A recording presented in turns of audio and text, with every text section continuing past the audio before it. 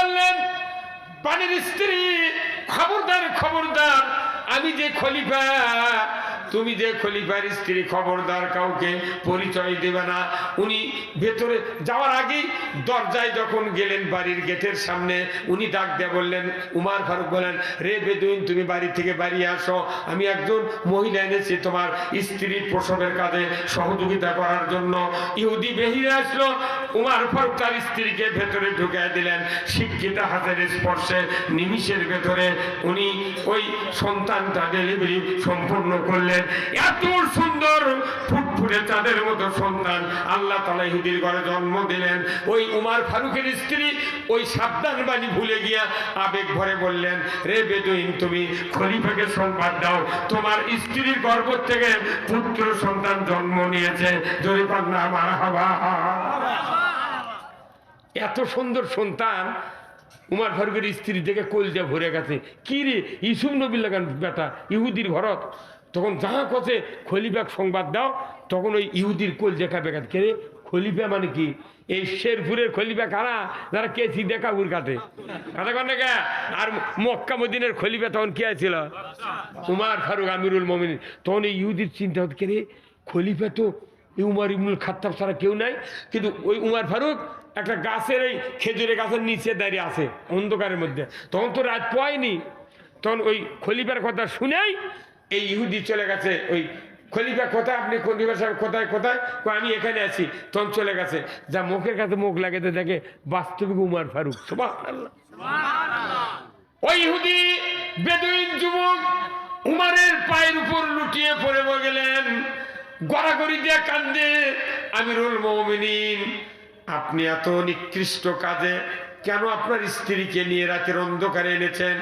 আপনার মতো এত বড় ভালো মানুষ গভীর রাত্রিতে আমার জন্য কেন এত কষ্ট করলেন?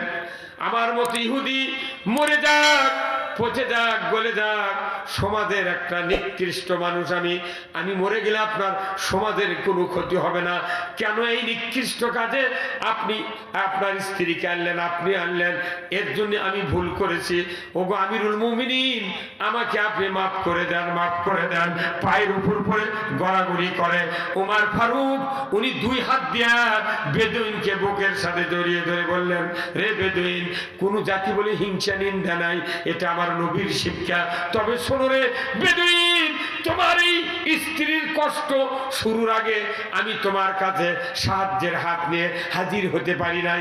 এই জন্য আমি উমারকে কিয়ামতের দিন আসামির কাঠগড়ায় দাঁড়াতে হবে। তুমি আমাকে মাফ করে দাও। কি কি উদারতা, হ্যাঁ, কি উদারতা! আমার হাসরে ময়দানে জবাবদেহি করা লাগবে। তোমার এই কষ্টের আগে যে আমি আসিনি, আমার দায়িত্ব ছিল এই প্রজার কেউ যদি কষ্ট পায় তাহলে আমাকে হিসাব দিতে হবে, যে তুমি আমাকে মাফ করো। এই কথা যখন কথা ইহুদি তখন বুঝে পারে, আর সব কি মহান নেতা রে, কি মহান নেতা! অর্ধেকটা পৃথিবীর বাদশা রাত্রে একলা গেছে, আর এখন ৫,০০০ পুলিশ নিয়ে, হেলিকপ্টার দিয়ে, দুই দিক বেড়া দিয়ে, তাও করছে যে না দেখো তো ফাঁক দেখে আলু নাকি। কাদেরের তো খালি মুখের চাপা ছিল, আর এই দিক তো খালি লড়ভর করে। আমি দেখি হিজড়ারও দেখা হাতে গিয়ে করে কতক্ষণ দেখা ওগুলার কাম বাজিছে কতক্ষণ। আমার ভাইরা উমর ফারুক রাদিয়াল্লাহু তাআলা আনহু উনি বললেন, এ বেদুইন, খবরদার খবরদার, আমি যে কষ্টের আগে হাজির হতে পারি নাই, আমাকে তুমি মাফ করে দাও। তখনই বেদুইন বলে, বুঝতে পেরেছি ইসলাম কারে বলে, কোরআন কারে বলে, নবীর আদর্শ কারে বলে। আমি যাব না পিতামাতার কাছে বোঝাপড়া করার জন্য, যাব না ফ্যামিলির লোকের কাছে, যাব না ভাই ভাগ্যের কাছে, যাব না সন্তান দেখতে। আমার স্ত্রী কি হবে হোক, ওগো আমিরুল মুমিনিন, এই অন্ধকারের ভেতরে আপনি হাতটা বেরিয়ে দেন, আমি কালিমা পড়ে এক্ষুনি মুসলমান হয়ে যাব। জোরে কন্যা মারহাবা। হাতে হাত দিয়া রসুলের সাহাবীর হাতে হাত দিয়া ইহুদি মুসলমান হয়ে গেল।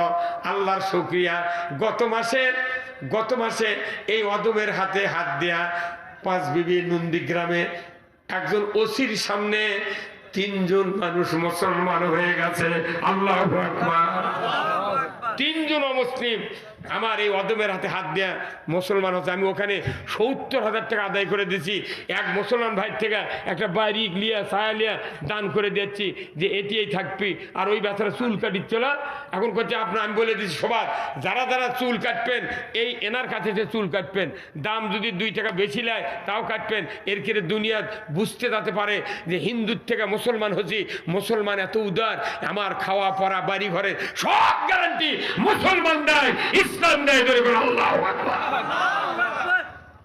আমিও টাকা দিয়েছি, ওসির থেকে 5,000 দিচ্ছি, ওসি বসে আসছিল, 70,000 টাকা আদায় করছি।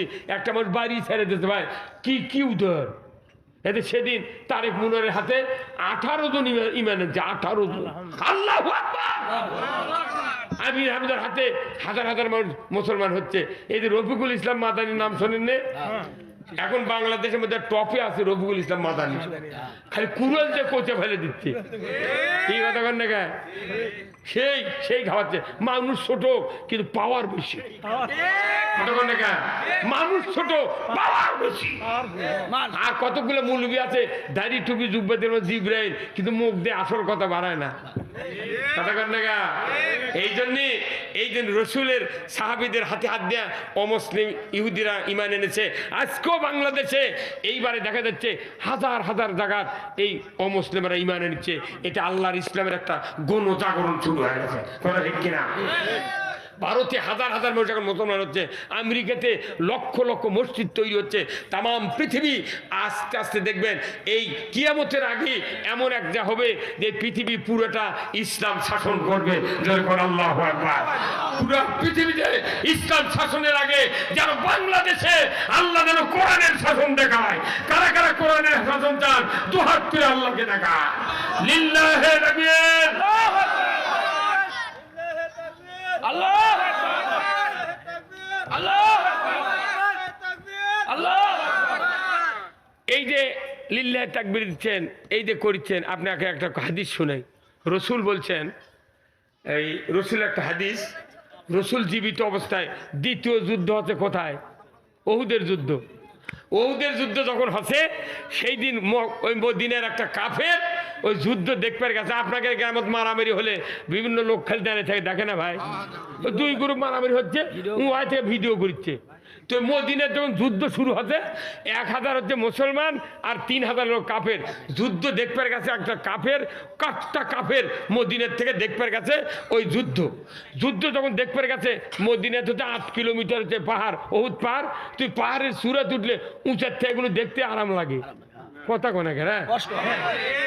উঁচার থেকে দেখতে সেই শান্তি, মানে ভিডিওর মতো ইনকে দেখিচ্ছে, ড্রোনের মাধ্যমে দেখিচ্ছে। এখন দেখে যে একটা লোক আছে করছে কি, পাথর মারছে নবীর দাঁত, মুকুট মারছে, দাঁত ভেঙে গেছে। আহা, ইস কি কষ্ট। যে মানুষটার সুপারিশ ছাড়া জান্নাতে যাবো না, সেই মানুষ হোক দাঁতত পাথর মারলো, দাঁত ভেঙে গেছে। রসুল তখনই টাল খায় পড়ে দা অজ্ঞান হয়ে গেছে। তখন ওই কাফেরটা চিন্তা করতে পারে, এই লোকটা না আব্দুল্লাহর বেটা, এই তো আলামিন বিশ্বাসী, কারু ক্ষতি করে না, তে এক দাঁত ভাঙলো কৃষক।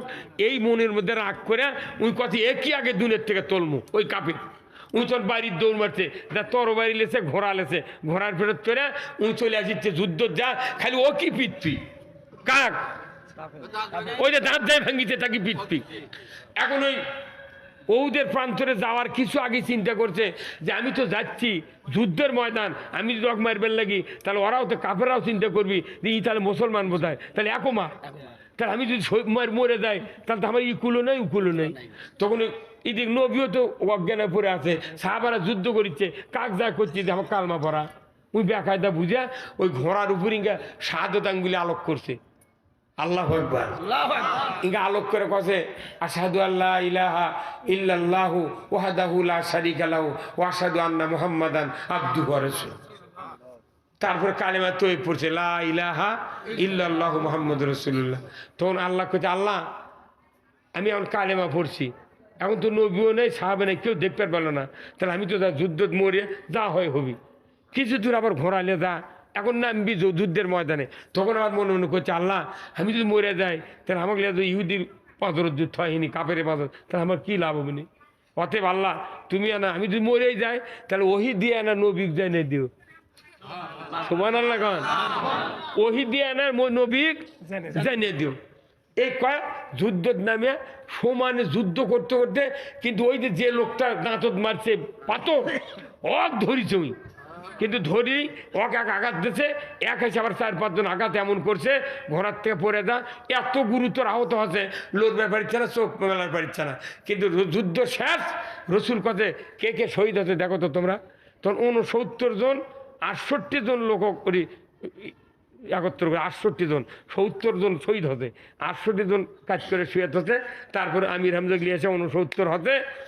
এখন একজন বাকি, সেটা হচ্ছে হানজালা, হযরত হানজালা। কিন্তু যাখানে ওই যে কাফের ইমানের লিজি ও আবার একজন যা দেখে যে মুসলমানের ধারুতি পড়ে আছে, তোর নবী কথা হুজুর এটি একটা মানুষ পড়ে আছে, আমরা তো তাকে চিনি না। একজনে করছে না এই কাফের মদিনার কাফের জানিস তে।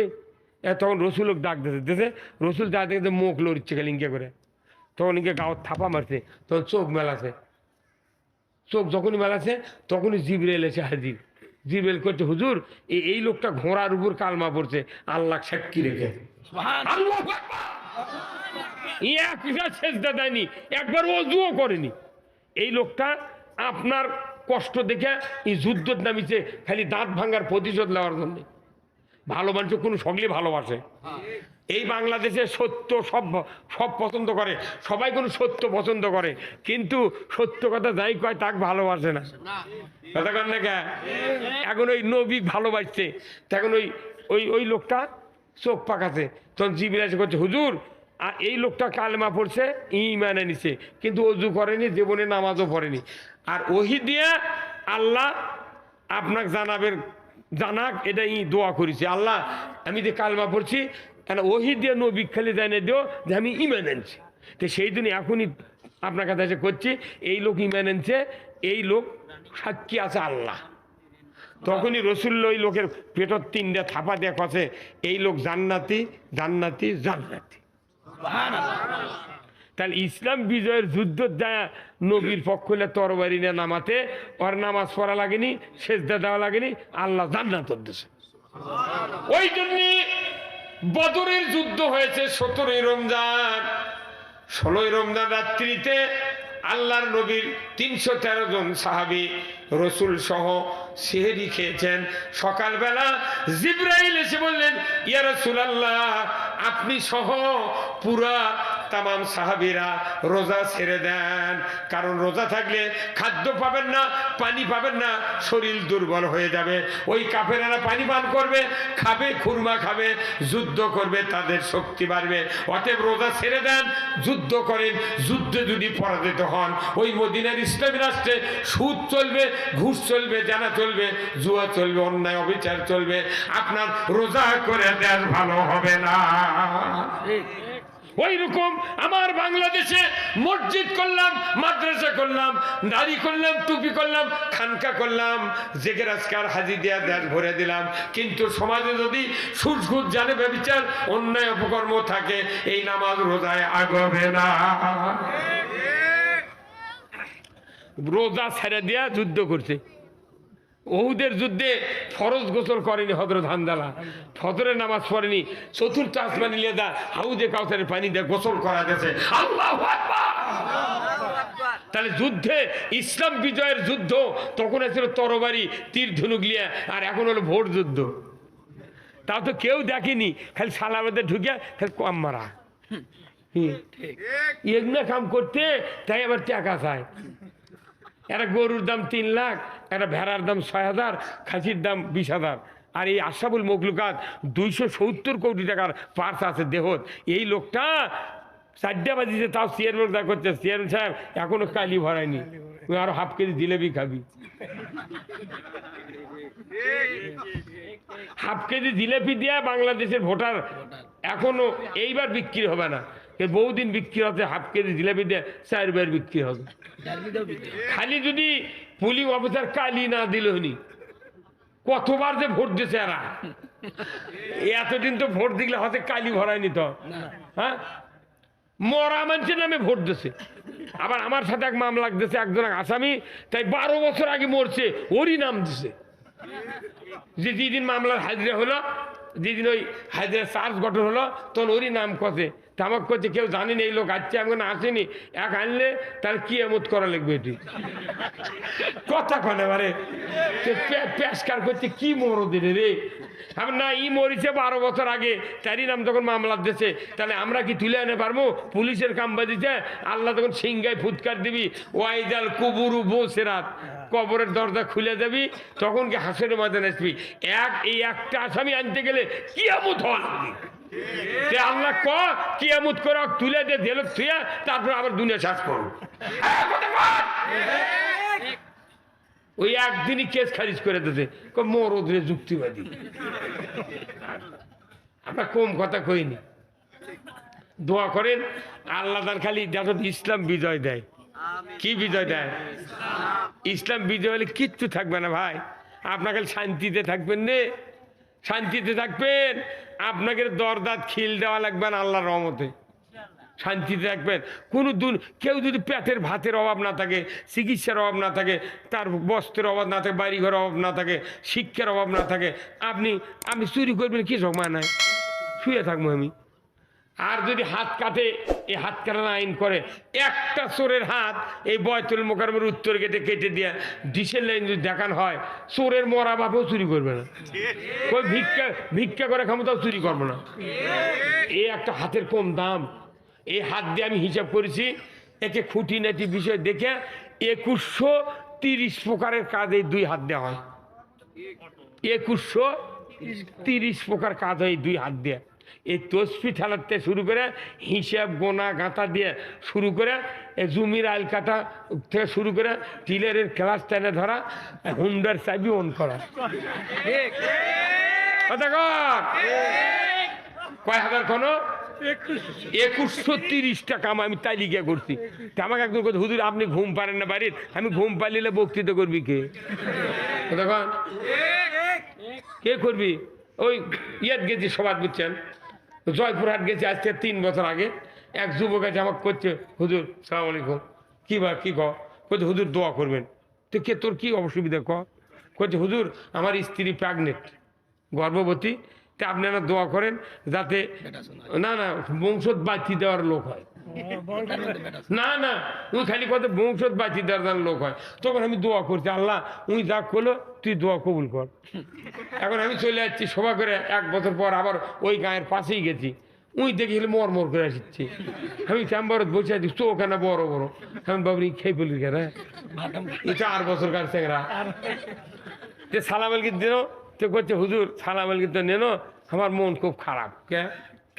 কোথায় আপনাকে যে দোয়া করে নেনো আমার একটা বংশত বাঁচি দেওয়ার সোল হবি তা আপনি দোয়া করলেন হলো তা তো কি হতো কোথায় মিয়া চল তা আমি কোনো মিয়া চল আছে আচ্ছা তুই কত যখন কারেন্ট আছে না দেখো হারকিন কে ধরাচ্ছিল সন্ধ্যার সময় কোথায় মিয়া মানুষ ধরাচ্ছিল তুই হারকিন ধরা নেবা দিত তুই তো বাতি দেওয়ারই লোক চাচু সেই জন্য তো আল্লাহ মিয়া চলতে দে তুই কি করছিল মসজিদের মুয়াজ্জিন দে মাদ্রাসার হুজুর দে মসজিদের ইমাম দে না জানাজা করবি আমার বেটা মোর হলে ইঙ্গা জানাজার ইমাম চাচু করছে না তুই চাচু বাতি দেওয়ার লোক হয়ে গেছে এই যে হাজার হাজার মা বোনেরা মাহফিল আছে অনেক মহিলা আছে এমনও মিয়া মানুষ আছে বারবার মিয়াচল হয় দেখে স্বামী তাক তালাক দিবারও চায় তাহলে একটা বইয়ের মিয়াচল হয় কি গেল আমাদেরই দোষ তোর একটু দোষ নাই কতক্ষণ হ্যাঁ দোষ নাই আল্লাহ রসুল বলছেন কাউরও যদি প্রথম কন্যা সন্তান ঘরে জন্মে ওই ঘরে একটা আল্লাহর রহমতের ফেরেশতা নাযিল হয় 3টা পর্যন্ত 4টা পর্যন্ত মিয়াচল যদি হয় আমার রসুলকে বলা হয়েছে যে হুজুর 4টে যদি মহিলা হয় তাহলে ওই লোকটার জন্য আল্লাহ কি জান্নাত দেবে রসুল বলছেন একটার থেকে শুরু করে যত মেয়ে সন্তান ওই মানুষের ঔরসে জন্মিবে প্রত্যেকটা কন্যা সন্তানও ইসলাম কোরআন পর্দা শিক্ষা দিয়া একটা হাফেজ একটা আলিম একটা যোগ্য চরিত্রবান সন্তানের সাথে যদি বরের সাথে পাত্রস্থ করে রসুল বলছেন তার জন্য যে কয়টা মেয়ে সেই কয়টা জান্নাত আল্লাহ দিয়ে দেবে আল্লাহু আকবার কি নিয়ামত জান্নাতি নিয়ামত হলো মহিলারা কথা ঠিক কিনা কিন্তু বাঁচা থাকতে কেউ গাওয়াত লাগা না তার মোর একা তুমি বুঝিচ্ছে ঠেলা কাক কয় কি এদের বুড়ার মরিচে বুঝা পারছে কি হ্যাঁ বুড়া মানুষ করছে হুজুর বইয়ের এত দাম ইঙ্গা কথা কেউ কয় না। আমার শোনো, কেউ যদি জান্নাত যেতে চান কোন স্বামী, তাহলে স্ত্রীকে আগে জান্নাতি বানাতে হবে। কথা ঠিক কিনা? কারা কারা স্ত্রীকে জান্নাতি বানাবেন দুহাত তুলে দেখান। কারা কারা স্ত্রীকে জান্নাতি বানাবেন? লিল্লাহে তাকবীর, নারায়ে তাকবীর। এই ভিডিওটা না ঘুরে দেখার লাগলো নি, ওই মহিলারা দেখলে আমার হাত তুলিছে নাকি কথা কি ভাইরা আমার? দুনিয়ার কোন স্বামী যদি জান্নাতি হতে চান, আপনার স্ত্রীকে বাদ দিয়া জান্নাতে যেতে পারিবেন না।